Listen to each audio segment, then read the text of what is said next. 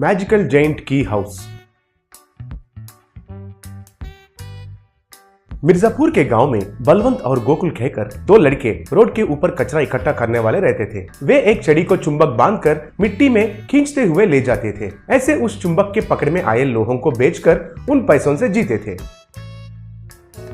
एक दिन बलवंत, गोकुल, आज हमें मिले पुराने लोहों के टुकड़ों को बेचने के बाद आए पैसों से तुमको मैं पार्टी देता हूँ। तुम सोच भी नहीं सकते हो कि पार्टी कैसे होगी, एकदम सुपर रहता है। क्या सोच रहे हो? बिरयानी पार्टी देता हूँ। चलो जल्दी लोहे के टुकड़ों को इकट्ठा करके उनको बेचकर तालाब के पास जाकर नहा के फ्रेश हो जाएंगे और अच्छा कपड़े पहनकर रेस्टोरेंट में जाकर बैठकर बिरयानी खाएंगे बैठकर।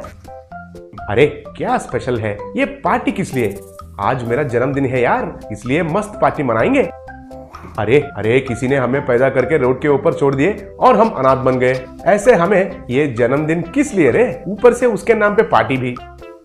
नहीं गोकुल, रोज कचरा इकट्ठा करना, बेचना, ड्रेनेज पाइप्स के अंदर सो जाना, ये सब ठीक नहीं लग रहा है यार। हम भी एक अच्छा सा घर बनाकर उसमें रहेंगे। अरे तुम्हारे बातें तो सुनने के लिए बहुत अच्छे हैं। रेस्टोरेंट में बैठकर खाना, हमारा खुद का घर रहना, सुनने के लिए तो बहुत बढ़िया है और ग्रैंड लग रहा है, लेकिन ये सब कैसे मुमकिन होगा यार? वो मुझे मालूम नहीं है, बस मैंने ऐसा सोचा अगर तुम्हें पसंद है तो रेस्टोरेंट में बैठकर बिरयानी खाएंगे।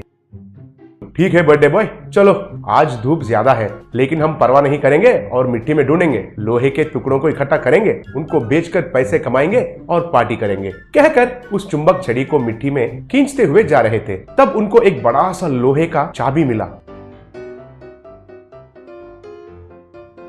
देखा तो वो बहुत बड़ा है। उसे देखकर बलवंत, अरे गोकुल, ये क्या है? देखो, हमारे छड़ी से भी बड़ा है। इतना बड़ा लोहे का टुकड़ा बोले तो कम से कम आधा किलो तो रहता है।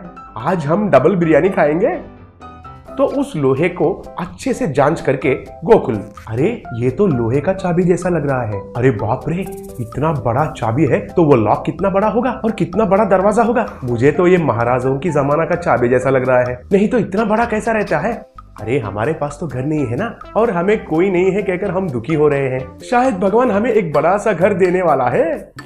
तुम्हारे मुंह, अगर देना है तो हमें ऐसे भिखारी बनाकर ऐसे रोड के ऊपर क्यों छोड़ दिया? तुम्हें किसी अंबानी के घर में, मुझे किसी अमिताभ बच्चन के घर में क्यों नहीं पैदा किया? तब उस चाबी को देखकर बलवंत, अरे गोकुल, इसके ऊपर कुछ लिखा है, क्या है? पढ़ो। मुझे इतना पढ़ना आता है तो ये कचरे का काम क्यों करता हूँ? एक काम करते हैं, किसी से पूछते हैं इस पर क्या लिखा है, वो पढ़ने वाला पढ़कर सुनाएगा ना। अरे एक मिनट रुको, अगर इस चाबी किसी गुप्त निधि का है तो वो पढ़ने वाला हमसे भी पहला जाकर उसे ले लेगा ना। हाँ ये तो है, किसी स्कूल बच्चे को रोककर पूछते हैं, वो बच्चा तो हमको धोखा नहीं दे सकता है ना, ऐसे वाले से पूछते हैं। इतने में उधर से एक स्कूल बैग लगाकर स्कूल जा रहा मोटू दिखाई दिया। गोकुल उसे रोककर, अरे इधर आओ, तुम इंग्लिश मीडियम में है ना? अच्छा पढ़ते हो क्या? मुझे तो लग रहा है कि तुम्हें पढ़ना नहीं आता है। अरे भैया, मैं तो बहुत अच्छे से पढ़ता हूँ और मैं क्लास में फर्स्ट हूँ। ओहो, ऐसा है क्या? अगर तुम क्लास में फर्स्ट आए तो इसके ऊपर इंग्लिश में कुछ लिखा है, वो पढ़ के बताओ। अरे भैया, ये इंग्लिश नहीं है, हिंदी है। ढूंढो ढूंढो ढूंढो, पूरा जंगल ढूंढो, जंगल के बीच में आकर 7 फीट में रहने वाला उस नैऋति को ढूंढो, बहुत सारे संपत्ति मिलेगी, कहकर लिखा हुआ है इसके ऊपर। भैया क्या भैया, ये कोई मजाक है क्या? हाँ, ये तो मजाक है। जाओ जाओ, स्कूल जाओ, फिर से फर्स्ट रैंक आना है, जाओ जाओ। अरे बल्लू, उस छोटे को 20 रुपए दे दो, आइसक्रीम खाएगा, कहकर उनको 20 रुपए दिया। बाद में उस जायंट की को ले जाकर दोनों जंगल में गए। अरे हम जंगल के बीच में पहुंच गए। अब इधर से ये नैऋति 60 फीट में है। अरे ये नैऋति क्या होता है? अरे उस छोटू से पूछना था ना। अब देखो, हमारा जिंदगी अब कुत्ते का जिंदगी बन गया है। अब ये नैऋति क्या है पता नहीं है और हम उसे कैसे ढूंढेंगे? ऊपर से इस जंगल में किस कोने से कौन सा जानवर आकर हम पर वार करेगा कहकर मेरा सुसु भी निकल रहा है। अरे तुम ऐसे डाउट्स पहले पूछना था ना रे। अब हमें फिर से गांव में जाकर उस मोटू से कब पूछेंगे और फिर कब जंगल में आएंगे? सब बेकार में चला गया, कह रहा था।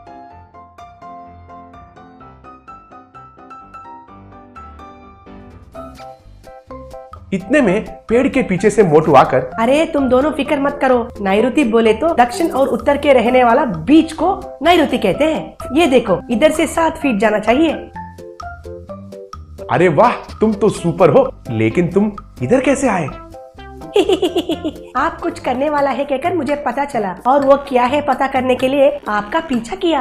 अरे मोटू के बच्चे, इस मोटू को हम बिल्कुल विश्वास नहीं करना चाहिए। पकड़ो, इसको छड़ी से मारेंगे। जाने दो यार, अगर मोटू इधर नहीं आया तो हमें उस नैऋति के बारे में कैसे पता चलेगा। पहले उस नैऋति के पास जाएंगे, चलो।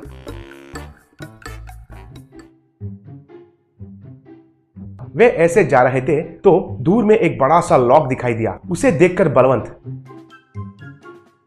अरे गोकुल, घर है, लॉक जैसा घर। हमारे मुश्किल दूर हो गए हैं, हम अब इस घर में रह सकते हैं। अरे पहले तो उस जेंट की लगाकर उस लॉक को तो खोलो। अगर उसमें सोना मिला तो मुझे भी हिस्सा देना पड़ेगा। हाँ हाँ, देंगे रे देंगे, तुम इतना जोर से चिल्लाओ मत। कहकर उस बड़ा सा चाबी से उस मैजिकल जेंट की हाउस को खोले। तब उसमें से एक बड़ा सा भूत आई।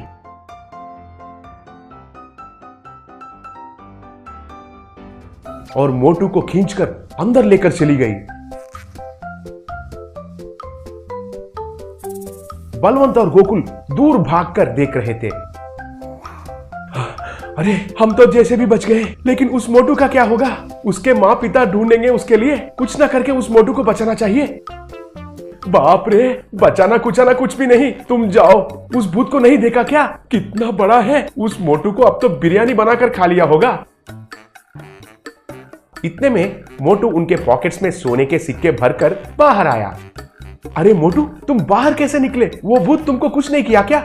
नहीं, वो तो मुझे कुछ नहीं किया। ऊपर से ये देखो, मेरे जेब में पूरे सोने के सिक्के भरकर भेजी है। आप भी चाहो। उस भूत को किसी ने इस मैजिकल जेंट हाउस में बंद करके रखे थे।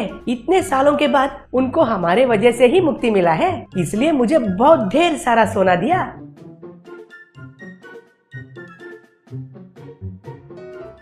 तब बलवंत और गोकुल दोनों मिलकर अंदर भागे और भूत से बलवंत, हेलो मैडम, भूत मैडम, आपका मुक्ति का कारण हम दोनों हैं। हम दोनों को भी आपको बहुमान देना पड़ेगा।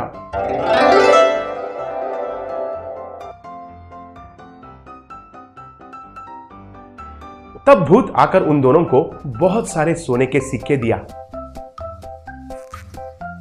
बाद में उनको बेचकर एक छोटा सा मकान खरीदकर बिरयानी खाते हुए बलवंत और गोकुल खुशी से जीने लगे।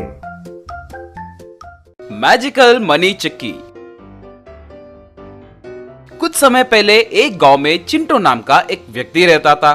वो बहुत ही बड़ा भुक्कड़ था। वो हरदम भूख भूख यूं कहता रहता था। एक बार चिंटू घर में, माँ जल्दी आओ माँ, खाना लगाओ माँ, बहुत भूख लग रही है। माँ तब रसोई में से भोजन लाकर उसे परोसा। चिंटू उस प्लेट को पूरी तरह खाली करके, माँ और भूख लग रही है माँ। माँ तब घर में जो कुछ भी था वो सब निकालकर उसे खाने के लिए दी। चिंटू वो सब खाकर, माँ मुझे और भूख लग रही है, और खिलाओ माँ। रे, मैंने जो कुछ भी पकाया था वो सब तूने खा लिया। अब रोटियां बनाने के लिए घर में आटा भी नहीं है। वैसे हर दिन इतना ज्यादा खाओगे तो मेरी कमाई पूरी तुम्हारे खाने के लिए ही खत्म हो जाएगा, कहकर डांट रही थी। तो तुम और ज्यादा मेहनत करो माँ, और पैसे कमाओ। मुझे और ज्यादा काम करने के लिए बोल रहे हो? वैसे तुम्हें काम करना चाहिए। आपको क्या चाहिए? मुझे काम करना है, बस उतना ही ना? ठीक है, कल से मैं काम करने जाऊंगा, मगर तुम्हें हमेशा मुझे जितने रोटियां चाहिए उतने रोटियां बनाकर देने होंगे। माँ ठीक है बोली। अगले दिन चिंटू जिधर भी जाता तो उसके मोटापे को देखकर उसे कोई भी नौकरी नहीं देता था।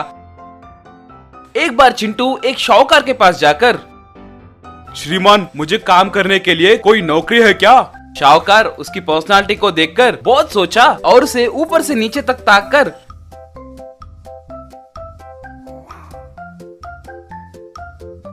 ठीक है मैं तुम्हें नौकरी दूंगा। तुम्हें इस ट्रैक्टर में से बोरियां निकालकर मेरे गोडाउन में डालने होंगे। कितने पैसे चाहिए बोलो?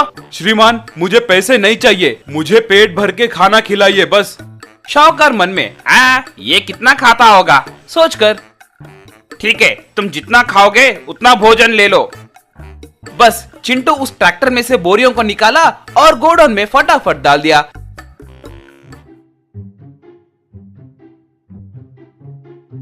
इतने में चिंटू को बहुत भूख लगने के कारण एक बोरी घर ले गया। अगले दिन शाहूकार बोरियां गिनने लगा और उनमें से एक बोरी कम हो रहा था। अरे चिंटू, एक बोरी कैसे कम हुआ? श्रीमान, उसे मैंने ही लिया है। आपसे मैंने पहले ही कहा था कि मुझे जितना भूख लगे उतना सामान मैं लेकर जाऊंगा कहकर। अरे तुमने मुझे बर्बाद कर दिया। अगर तुम यहाँ रहोगे तो मेरा व्यापार बर्बाद हो जाएगा, कहकर उसे नौकरी से निकाल दिया। चिंटू बहुत दुखी हुआ और पता नहीं, मैं एक तरफ मेरे माँ को परेशान कर रहा हूँ और दूसरी तरफ नौकरी भी ठीक से नहीं कर पा रहा हूँ। मुझसे नहीं होगा। यूं बहुत दुखी होकर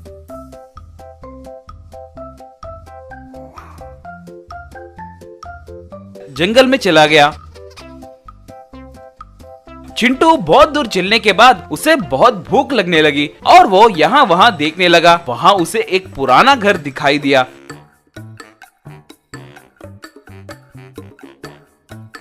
चिंटू उस घर के पास जाकर देखा कि उसमें एक बड़ा सा राक्षस दिखाई दिया। चिंटू उसे देखकर दंग रह गया। वाह वाह, बल्ले बल्ले, मेरा भोजन मिल गया। बाप रे, मुझे कुछ मत करना, मुझे बहुत भूख लग रही है।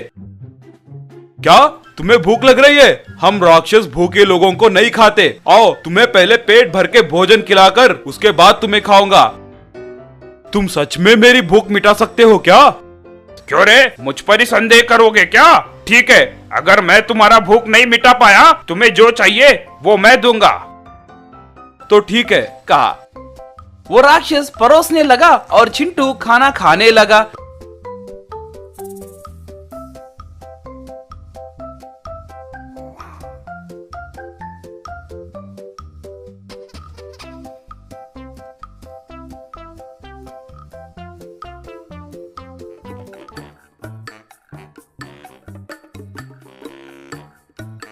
राक्षस परोसते परोसते थक गया।